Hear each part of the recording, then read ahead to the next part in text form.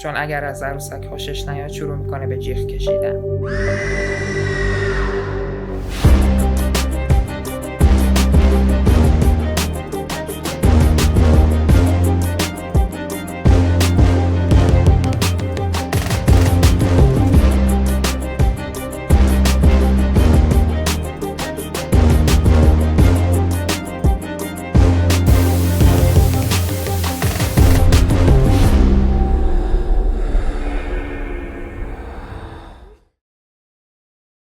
سلام، به یه ویدیو دیگه خوش اومدید. تو این ویدیو میخوام چند تا بازی رو بهتون معرفی کنم که در مورد ارتباط با ارواحه. بازی شماره 1، بازی تلفن. این بازی 15 سال پیش برای اولین بار از کشور ژاپن شروع شد. موضوع کلی بازی اینه که شما با یه موجود فراتبی تماس میگیرین و اون به سوالاتون پاسخ میده. برای این بازی 10 نفر باید باشید و هر کدوم یه موبایل همراهش داشته باشه. البته نه موبایل اصلیتون. ساعت و مکانش مهم نیست، اما باید جوری باشه که 10 نفر بتونن کنار هم بشینن. بعد که همه به صورت حلقه نشستن، با شمارش معکوس هر کس باید شماره موبایل فرد سمت چپش رو بگیره. اگر هر 10 نفر صدای بوق اشغال بشنون یعنی بازی تموم و ناموفق بوده.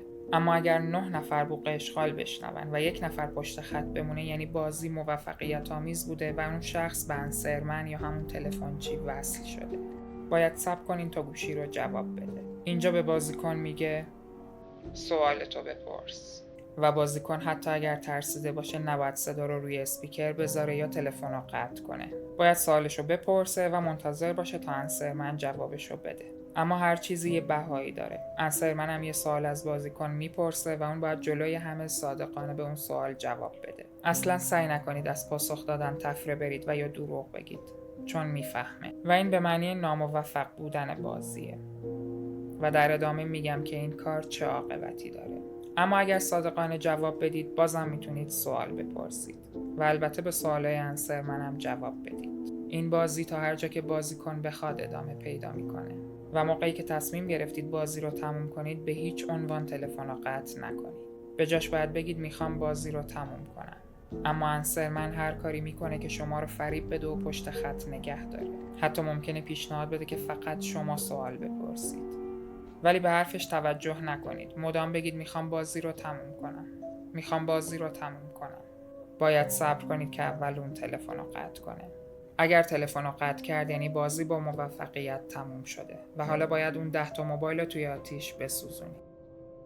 اگر این کار رو نکنید و شما اول تلفن رو قطع کنید و همینطور به سوالات صادقانه پاسخ نداده باشید یعنی بازی کاملا ناموفق بوده و این شروع یک کابوس جدی برای شرکت کننده اصلیه.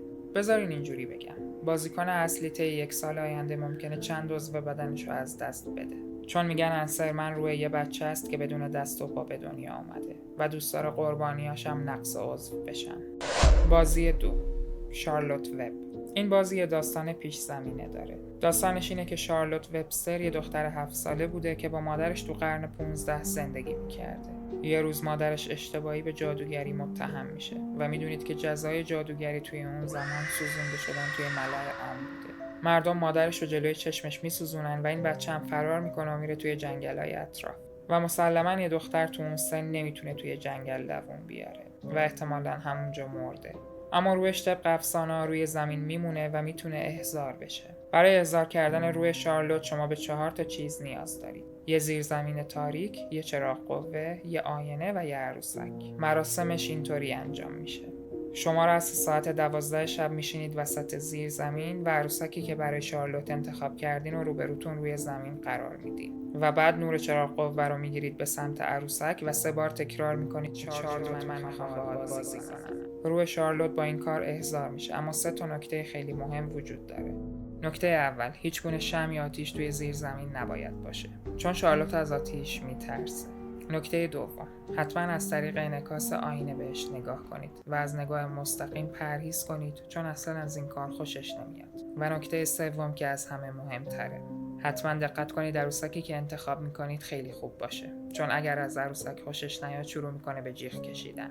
این بازی تقریبا یه بازی امن در نظر گرفته میشه، چون روح شارلوت خشن نیست و بعد از خداحافظی عروسک رو بر میداره و میره. اما به غیر از هیجان چیزی نصیبتون نمیشه، چون نمیتونین ازش سوال کنین و نه درخواست انجام کاری رو داشته باشید. بازی 3. بازی 11 مایل. این بازی اولین بار از کشور آمریکا شروع شده. تو این بازی اگر بتونید 11 مایل یا تقریباً 17.5 کیلومتر مسافت رو با ماشین و رعایت قوانین به‌ظاهر ساده‌اش طی کنید، در آخر اون چیزی که به خاطرش بازی رو شروع کردید به دست میارید. بازی با سوار شدن شما به ماشین و حرکت به سمت یه مقصد شروع میشه. شاید اولش به ذهنتون نرسه کجا باید برید، اما یکم که توی جاده حرکت کردید خود به خود به سمت مسیر جهت میگیرید. مایل اول. احساس سرما می کنید اما اجازه دارید بخاری ماشین رو روشن کنید. مایل دوم. اگر هنوز بخاری رو روشن نکردی بهتر این کار رو انجام بدی، چون تو مایل سوم دیگه اجازه نداری از بخاری استفاده کنی و از این تصمیمت پشیمون میشی. مایل سوم. هر سایه‌ای رو اطراف جاده دیدی توجه نکن، حتی اگر شبیه اعضای خانوادت باشه. مایل چهارم. هر گونه صدایی رو شنیدی نادیده بگیر، حتی اگر اون صدای کمک خواستن یه آدم باشه. مایل پنجم. به ناپدید شدن یا ظاهر شدن درختای اطراف جاده بی اهمیت باش، حتی اگر جلوت یه دریاچه بود نادیده بگیر و به سمتش حرکت کن. مایل ششم. ناپدید شدن ماه و ستاره‌ای تو آسمون رو نادیده بگیر و همینطور خاموش و روشن شدن چراغای ماشین. مایل هفتم. اگر ضبط ماشینت خود به خود روشن شد اهمیت نده، حتی اگر یه صدایی ازش پخش شد و باهات داره حرف میزنه نادیده بگیر و به هیچ وجه سعی نکن خاموشش کنی. تو این مایل احتمال داره یه صدایی از صندلی عقب بشنوی که داره باهات صحبت میکنه، اما جواب نده و از آینه هم بهش نگاه نکن. مایل هشتم. اجازه داری سرعتتو کم کنی اما حق نداری کامل بایستی. اگر کسی رو کنار جاده دیدی وای نستا، حتی اگه چراغای ماشینت خاموش شد. مایل نهم. ماشینت خاموش میشه، چشماتو سریع ببند و با چشم بسته استارت بزن و تا قبل از روشن شدن ماشین چشماتو باز نکن. مهم نیست چه صدایی میشنوی یا چه درخواستی ازت میشه، باید طبق قوانین پیش بری. مایل دهم. به هیچ کدوم از آینه‌های ماشین تا پایان مسیر نگاه نکن، مهم نیست چه اتفاقی میفته. مایل 11. ماشینت خاموش میشه اما خود به خود به مسیر ادامه میده، جلوشو نگیر. خب وقتی ماشین وایساد بازی تموم میشه. اگه اون چیزی که میخواستید یه وسیله مادی بوده برید و از صندوق عقب ماشین برش دارید. اما اگر خواسته مادی نداشتین برگردین به زندگی عادیتون و اون درخواستتون براتون اتفاق میفته. شاید زمان لازم داشته باشه اما قطعاً اتفاق میفته. مجازات بازی اینه که اگر قوانین رو بشکنید توی مسیر کنترل ماشین رو از دست میدید و باعث میشه که یه تصادف خیلی بد داشته باشید که ممکنه به قیمت جونتون تموم بشه. خب به آخر ویدیو رسیدیم. نظرتون رو حتما توی کامنت ها برام بنویسید. تو ویدیوهای بعدی میبینمتون.